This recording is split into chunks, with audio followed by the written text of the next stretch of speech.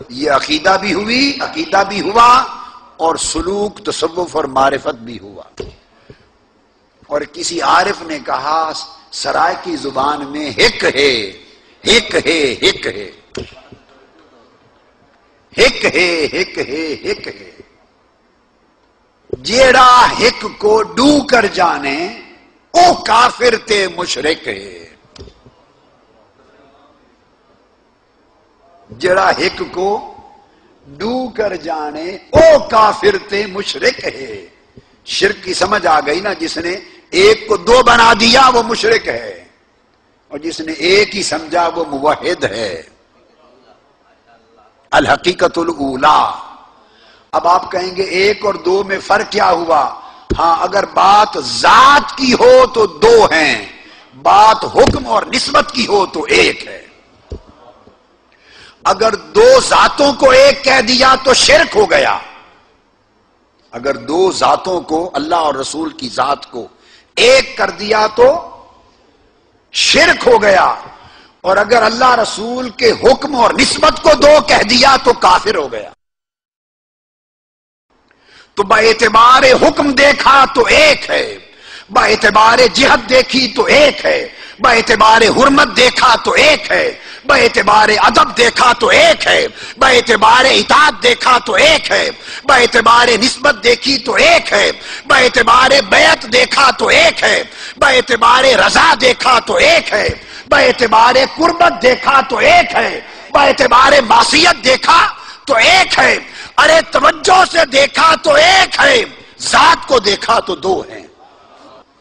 یہ ہے عقیدہ اہل السنہ والجماعہ، اور یہ عقیدہ عرفاء ہے، اور یہ عقیدہ مصطفیٰ ہے۔ یہ آقا علیہ السلام نے بیان کیا۔ اب یہ آپ سمجھیں، بعض لوگوں کی سمجھ میں نہیں آتی تو فرماتے ہیں کہ تم ایک ہی بنا دیتے ہو برابر، معاذ اللہ، استغفر اللہ۔ کوئی برابر نہیں کرتا، کوئی برابر تو تب کیا جائے کہ دو ہوں، برابری دو میں ہوتی ہے، اور جہاں ہو ہی ایک پھر برابری کیسی؟ گھبرایا نہ کریں بھائی، میں ذمہ دار ہوں جو کہتا ہوں۔ کوئی آپ سے پوچھے گا تو آپ بچ پہ ڈال دیں کہ ہم نے تھوڑا کہا ہے، قادری صاحب نے کہا ہے۔ آپ کو کیا گھبراہٹ ہے؟ آپ کو کیا گھبراہٹ ہے؟ کہ جی ہم نے تو نہیں کہا برات کر دیں، جان چھوڑائیں، میں نے کہا ہے، بھیجیں میرے پاس۔ برابری تب ہوتی ہے جب دو ہوں، ہم برابر نہیں کرتے، ہم برابر، اور جب ہو ہی ایک پھر برابری کیسی؟ پھر برابری اس لیے کہ اگر تو بات ہے ذات کی، اگر آپ کے اعتراض میں بات ہے، جو آپ اعتراض فرما رہے ہیں، سوال کر رہے ہیں، اگر اس اعتراض کا موضوع ہے ذات، تو پھر تو ایک نہیں ہو سکتی کہ وہ خالق ہے، یہ مخلوق ہے۔ خالق اور مخلوق ایک کیسے ہوا؟ نہ ایک ہو سکتے ہیں نہ برابر ہو سکتے ہیں۔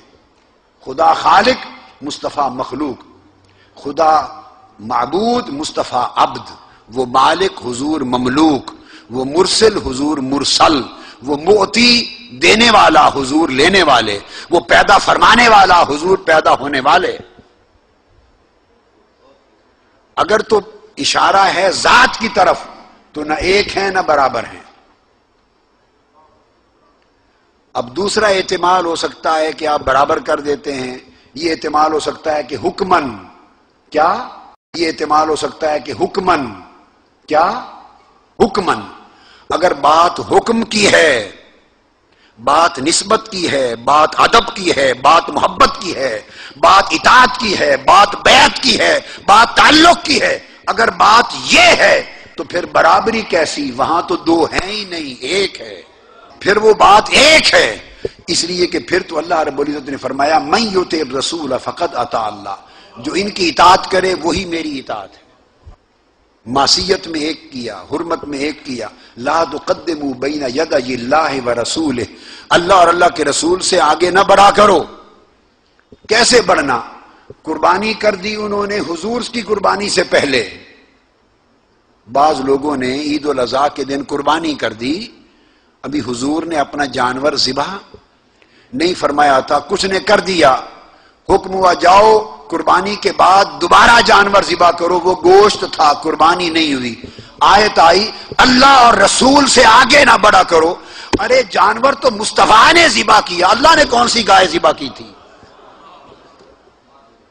اللہ تو قربانی کرنے سے پاک ہے، اس کے لیے قربانی ہوتی ہے، اس کے لیے قربانی ہوتی ہے۔ تو اللہ کی قربانی سے پہلے نہ کسی نے پہلے کی نہ کسی نے بعد میں کی، تو تقدم تو ہوا تھا فعل رسول پر، عمل رسول پر، تقدم ہوا تھا علی الرسول۔ اللہ نے یہ نہیں فرمایا کہ رسول پر پہل نہ کرو، فرمایا خدا اور مصطفیٰ پر پہل نہ کرو۔ تقدم علی الرسول ہی تقدم علی اللہ ہے، چونکہ ادب مع الرسول ہی ادب مع اللہ ہے۔ فرمایا براءۃ من اللہ ورسولہ، سورہ توبہ میں، اللہ اور اس کا رسول تم سے بری ہیں، جمع کر دیا۔ تو ہم نے برابری کی ہے یا خدا نے کی ہے؟ اللہ رب العزت نے ارشاد فرمایا تعالوا الی ما انزل اللہ و الی الرسول، اللہ اور اس کے رسول کی طرف آؤ، اللہ نے جمع کر دیا۔ فرمایا اذا قضى اللہ ورسولہ، اللہ اور اس کے رسول نے فیصلہ کر دیا، اللہ نے جمع فرما دیا۔ فرمایا اذا دعوا الی اللہ ورسولہ، جب اللہ اور اس کے رسول کی طرف بلایا جائے، اللہ نے جمع کر دیا۔ اللہ رب العزت نے ارشاد فرمایا اطیعوا اللہ ورسولہ، اللہ اور اس کے رسول کی اطاعت کرو، جمع کر دیا۔ فرمایا من یطع اللہ ورسولہ، جو اللہ اور اس کے رسول کی اطاعت کرے، اللہ نے اطاعت میں جمع کر دیا۔ فرمایا من یعص اللہ ورسولہ، جو اللہ اور اس کے رسول کی نافرمانی کرے، نافرمانی میں اللہ نے جمع کر دیا۔ فرمایا الا بلاغا من اللہ ورسالاتہ، اللہ اور اس کے رسول کی طرف سے بلاغ اللہ نے جمع کر دیا بلاغ میں۔ فرمایا ان الذین یحادون اللہ ورسولہ، جو اللہ اور اس کے رسول کی مخالفت کرتے ہیں، اللہ نے مخالفت میں جمع کر دیا۔ فرمایا ذالک بانہم شاقوا اللہ ورسولہ، جو لوگ اللہ اور اس کے رسول کی مخالفت کرتے ہیں، مخالفت میں اللہ نے جمع کر دیا۔ اللہ رب العزت نے فرمایا انما جزاء الذین یحاربون اللہ ورسولہ، جو لوگ اللہ اور اللہ کے رسول کے ساتھ جنگ لڑتے ہیں، اللہ نے جنگ میں جمع کر دیا۔ اب کوئی جنگ اللہ سے بھی جا کے لڑتا تھا، کوئی تلوار اٹھاتا تھا اللہ کے خلاف؟ جنگ بدر میں کس کے خلاف اٹھے تھے؟ احد میں کس کے خلاف تھے؟ غزوہ خندق میں کس کے خلاف تھے؟ دیکھنے میں تو جنگ حضور سے ہو رہی تھی، مگر اللہ نے کہا نہیں، اللہ اور اللہ کے رسول سے کرتے ہیں۔ فرمایا وَلَوْ أَنَّهُمْ رَضُوا مَا آتَاهُمُ اللَّهُ وَرَسُولُهُ، اگر راضی ہو جاتے جو اللہ اور اس کے رسول نے عطا کیا تھا، تو عطا میں اللہ نے جمع کر دیا۔ وَمَا نَقَمُوا إِلَّا أَنْ أَغْنَاهُمُ اللَّهُ وَرَسُولُهُ مِنْ فَضْلِهِ، کیا انہوں نے برا کیا کہ اللہ اور اللہ کے رسول نے انہیں جو اپنے فضل سے غنی کیا تھا اس پر خوش نہیں ہوئے؟ اللہ نے فضل میں ایک کر دیا، پہلے جمع کیا تھا اور اب بولیے نا، پہلے جمع کیا تھا دونوں کا، اب فرمایا من فضل ہی، اللہ اور اللہ کے رسول نے اپنے فضل سے غنی کر دیا۔ تو نام دو کا ہے، اللہ و رسول، اور ضمیر فرمایا من فضل ہی۔ بولیے اب یہاں ایک نحو کا قاعدہ سمجھا دوں۔ کوئی کہے کہ من فضل ہی کی ضمیر ایک ہے اور اس کا مرجع بھی واحد ہوگا، ہم دو نہیں مانتے۔ اگر یہ اصول کوئی کہے تو سمجھ لیں ہاں ہم اس اصول کو مانتے ہیں کہ ضمیر کا مرجع اگر ایک مانے تو قاعدہ یہ ہے کہ مرجع ایک ماننا ہو اور قبل ضمیر ذکر دو کا ہو، دو اسم کا ذکر ہو قبل ضمیر، اور مرجع ایک کا ماننا ہو تو اس کو مانا جائے گا جو قریب تر ہے، جو قریب تر ہے۔ اگر آپ اس پر آتے ہیں کہ مرجع ایک ہے، ہم نے مانا کہ مرجع ایک ہے، تو سنو ترتیب آیت یہ ہے ان اغناہم اللہ ورسولہ من فضلہ، پھر فضل صرف رسول کا ہوگا، خدا کا فضل ہی نہیں بنتا، پھر خدا کا فضل ہی نہیں، پھر رسول کا فضل ہے کہ ما قبل قریب مرجع کون ہے؟ رسول، اللہ نہیں ہے۔ تو جب ما قبل مرجع رسول ہے تو مانا ہوگا صرف رسول نے اپنے فضل سے غنی کیا تھا. سو ثابت ہوا کہ یہ بات غلط ہے. آپ کو ماننا پڑے گا کہ مرجع اللہ کی طرف بھی ہے. تو جب مرجع اللہ اور اللہ کے رسول کی طرف ہے تو چاہیے تھا کہا جاتا اغناہم اللہ ورسولہ من فضلہما. ہما تثنیہ کی کہ اللہ اور اللہ کے رسول نے دونوں نے اپنے اپنے فضل سے غنی کر دیا. ہما تب آتا اگر فضل کے خزانے اللہ کا الگ ہوتا اور رسول کے فضل کا خزانہ الگ ہوتا. اگر خزانے فضل کے دونوں کے جدا جدا ہوتے تو من فضل ہما آتا. لیکن رب کائنات نے اسی جدائی کی تو جڑ کاٹ دی ہے کہہ کر کے خزانہ فضل خدا کا فضل مصطفیٰ سے جدا نہیں ہے اور فضل رسول کا خزانہ فضل خدا کے خزانے سے جدا نہیں ہے. اسی جدائی کو ختم کر کے یکتائی میں بدلا ہے. فرمایا خدا اور رسول ذات کے اعتبار سے دو ہیں اور خزانہ فضل کے اعتبار سے ایک ہے. تو ذات کے اعتبار سے دو ماننا یہ توحید ہے. ذات کے اعتبار سے دو ماننا یہ خالق و مخلوق فرق کے ساتھ ماننا یہ توحید ہے. اور دونوں کا فضل ایک ماننا یہ رسالت ہے. یہ رسالت ہے. پھر اللہ پاک نے فرمایا آگے سیؤتین اللہ من فضلہ ورسولہ. پھر ایک ہی فضل قرار دیا فضلہ. ان قریب اللہ اور اللہ کا رسول اپنے فضل میں سے عطا کر دے گا. فرمایا واذان من اللہ ورسولہ. اللہ اور اللہ کے رسول کی طرف سے بلاوا ہے. پھر فرمایا سورہ توبہ میں واللہ ورسولہ احق ان یردوہ کہ اللہ اور اس کے رسول حقدار ہیں کہ اس کو راضی کیا جائے. یہ نکتہ پھر توجہ طلب ہے.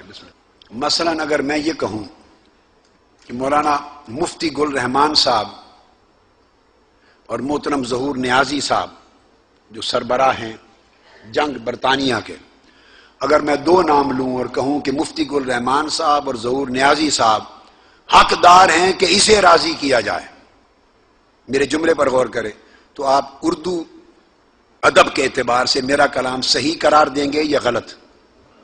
نیازی صاحب فرمائیں گے یہ صحیح ہوگا یا غلط ہوگا؟ اگر میں کہوں کہ مفتی گل رحمان صاحب اور علامہ ظہور نیازی صاحب حقدار ہیں کہ اسے راضی کیا جائے، آپ فوری بول اٹھیں گے بابا دو آدمی ہیں، آپ کہیں کہ حقدار ہیں کہ انہیں راضی کیا جائے. ایسے ہی ہے نا؟ یہی طریقہ عربی کا ہے. دو کی بات ہے تو ضمیر بھی دو کی ہوگی، صیغہ بھی دو کا ہوگا.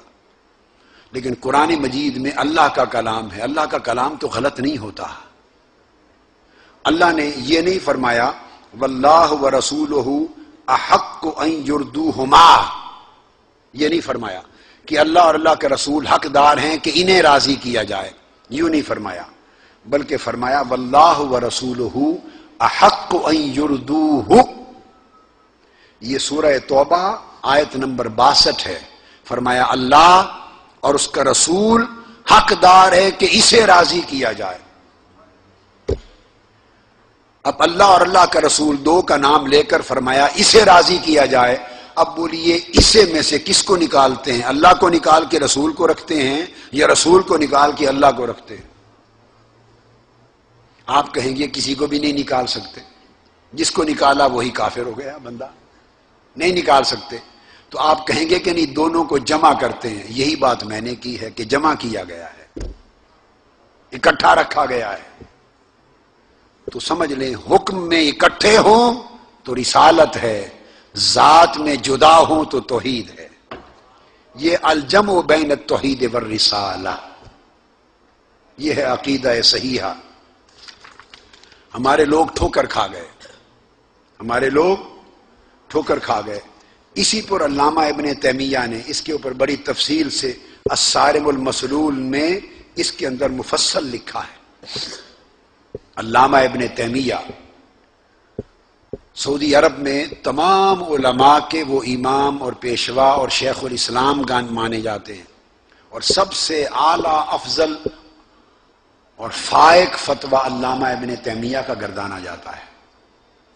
الصارم المسلول میں انہوں نے اسی آیت کے تحت وضاحت کرتے ہوئے لکھا کہ ثابت ہوا ان جہت حرمت اللہ و حرمت رسولہ جہت واحدہ، کہ ثابت ہوا کہ اللہ اور اللہ کے رسول کی عزت و حرمت کی جہت ایک ہی جہت ہے۔ اور پھر آگے فرماتے ہیں علامہ ابن تیمیہ، وہ کتاب ساتھ لایا نہیں ہوں میں اس لیے کتاب نہیں، صفحہ 41 پر فرماتے ہیں فقد اقامہ اللہ مقام نفسہ فی امرہ و نہیہ و اخبارہ و بیانہ فلا یجوز ان یفرق بین اللہ والرسول فی شیء من ہذہ الامور۔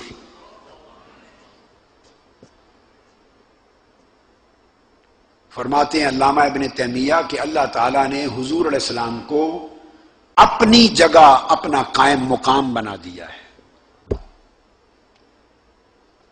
یہ میں مولانا احمد رضا خان صاحب اعلی حضرت رحمۃ اللہ تعالی علیہ کی عبارت نہیں سنا رہا ہوں، یہ علامہ ابن تیمیہ کی عبارت ہے۔ لکھتے ہیں کہ اللہ نے حضور علیہ السلام کو اپنا قائم مقام بنا دیا ہے، اپنا نائب اور قائم مقام بنا دیا۔ نائب ہی بھی نہیں فرمایا، اقامہ اللہ مقام نفسہ ہی، اپنی جگہ پر قائم مقام بنایا ہے۔ کن امور میں؟ ذات میں، عبادت میں نہیں، معاذ اللہ۔ عبادت میں اگر ایک کیا تو شرک ہو گیا۔ کن امور میں؟ خبر دینے میں، اعلان دینے میں، حکم دینے میں، منع کرنے میں، نہیں کرنے میں، اطلاع دینے میں، علم میں، نہیں میں، خبر میں، ان تمام امور میں، اختیار میں ایک بنا دیا ہے۔ اور پھر فرمایا کہ ان امور میں سے کسی ایک شے میں بھی اللہ اور اللہ کے رسول کے درمیان فرق کرنا ناجائز ہے۔ اب یہ آپ کو عقیدہ صحیحہ معلوم ہوا کہ فرق ہے بھی اور فرق نہیں بھی ہے۔ بولیے، فرق ہے بھی اور فرق نہیں بھی ہے۔ جو لوگ صرف فرق کے پیچھے چل پڑے کہ فرق ہے، وہ بھی ٹھوکر کھا گئے اور گمراہ ہو گئے۔ ایسے علماء اور زعماء اور مفکرین کی کمی نہیں ہے اسلام میں جو صرف اصحاب فرق ہوئے، جو صرف افراد جنہوں نے صرف فرق کیا گمراہ ہو گئے، اور ایسے لوگ بھی ہوئے جنہوں نے غلو کیا اور فرق نظر انداز کر کے صرف جمع کے پیچھے چل پڑے۔ جو فقط جمع کے پیچھے گئے، فرق کی حقیقت سمجھے بغیر، وہ شرک کر بیٹھے، تشبیہ کے مرتکب ہوئے، تنزیہ سے معروم رہے، گمراہ ہوئے۔ اور جو صرف فرق کے پیچھے چل پڑے اور مقام جمع کو نہ سمجھے، وہ بھی گمراہ ہو گئے۔ یہ وہ چیز ہے جس کو امام بخاری اپنی حدیث میں لائے ہیں، احب الیہ مما سواہما، یہاں جمع کیا ہے۔ حضور کی محبت اور اللہ کی محبت ایک محبت ہے، لہذا یہ وہم نہ کیا جائے کہ تم صرف حضور سے محبت کرتے ہو، اللہ کی محبت کا نام ہی نہیں لیتے، کیونکہ آقا علیہ السلام نے فرمایا، جس کو امام بخاری نے روایت کیا، کہ حضور کی محبت ہی اللہ کی محبت ہے۔ اس مقام پر یہ اعتراض وارد کرنا یا جہالت ہے یا گمراہی ہے۔ اور یہ میں نے عرض کیا کہ الحقیقت الاولی، یہ پہلا امر ہے آؤٹ آف 3 ثلاث، ان میں سے ایک۔ پھر فرمایا دوسرا امر، چونکہ فرمایا تھا نا ثلاث من کن فیہ وجد حلاوت الایمان، 3 حقیقتیں ہیں جن میں یہ پائی گئیں اس کو حلاوت ایمان ملی۔ پہلی یہ ہو گئی کیا کہ اللہ رسول کی محبت کو ایک جانے، فرق نہ کرے، اور اس محبت کو کائنات کی ساری محبتوں پر فائق سمجھے۔ اب اس کے بعد دوسری حقیقت کیا ہے؟ پہلے تو محبت رسول کی غیریت محبت الہی سے ختم کی، محبت رسول محبت الہی سے غیر نہیں ہے، اس کو ختم کیا۔ اب دوسری چیز فرمائی، وَأَن يُحِبَّ الْمَرْءَ لَا يُحِبُّهُ إِلَّا لِلَّهِ، اب دوسری حقیقت ایمان کی حلاوت کے لیے فرمائی کہ اللہ اور اللہ کے رسول سے محبت سمجھ گئے کہ وہ ایک حقیقت تھی. اب دوسرا امر اور دوسری حقیقت کیا ہے کہ اللہ کے رسول کی محبت کے علاوہ بھی کچھ محبتیں ہیں جن سے اللہ کو محبت ہے. وہ اولیاء کی محبت ہے، وہ اہل بیت اطہار کی محبت ہے، وہ صحابہ کرام کی محبت ہے، وہ اولیاء کرام کی اور صالحین کی محبت ہے. اور فرمایا کہ دوسری کیا ہے کہ بندہ جب کسی بھی شخص سے محبت کرے اور سے، رسول کی محبت تو شخص کی محبت میں شامل نہیں کی، قربان جائیں سبحان اللہ. کسی شخص سے محبت کرنا تو رسول کی محبت کو شخص کی محبت کے ذیل میں شامل بولیے نہیں کی. تو جب حضور کو المرأہ میں شامل نہیں کیا، شخصیتوں میں شامل نہیں کیا، تو حضور کی محبت میں جتنا کمال اور غلو ہو جائے وہ شخصیت پرستی نہیں آئے گی. کیونکہ المرأہ کو حضور کی محبت سے ہٹ کر حقیقت ثانیہ کے تحت ذکر کیا، اس کو اپنے ساتھ ملا لیا، حضور کی محبت کو اپنی محبت کے ساتھ جوڑ کر ایک کر دیا تاکہ ادھر شخصیت پرستی کا الزام ہی نہ رہے.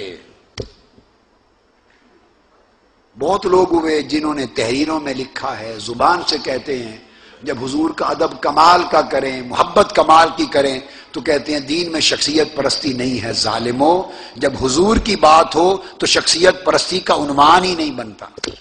اللہ نے حضور کی ذات کو اپنے حکم کے ساتھ ملا دیا ہے اور شخصیتوں سے نکال لی.